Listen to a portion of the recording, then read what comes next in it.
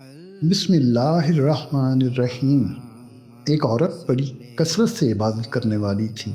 जब उसका इंतकाल होने लगा तो उसने अपना सर आसमान की तरफ उठाया और कहा, ऐ वो ज़ात जो मेरा तोशा और जो मेरा ज़ख़ीरा है और जिस पर ज़िंदगी मौत में भरोसा है, मुझे मरते वक्त रुसवा न करना और कब्र में मुझे वहशत में न रखना।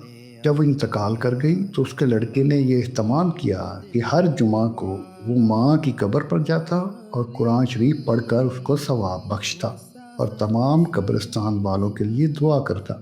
एक दिन उस लड़के ने अपनी माँ को ख्वाब में देखा और उससे पूछा, अम्मा तुम्हारा क्या हाल है? माँ ने जवाब दिया कि मौत की सख्ती बड़ी सख्त चीज़ है।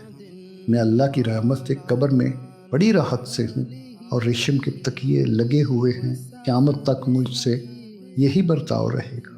बेटे ने कहा कि मेरे लिए खिदमत हो तो कहो अम्मी जान। माँ ने कहा, बेटा हर जुमा के दिन मेरी कब्र के पास आकर कुरान शरीफ की तलावत करते हो, इसको न छोड़ना।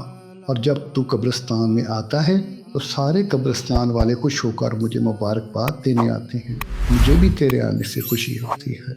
सुभान अल्लाह।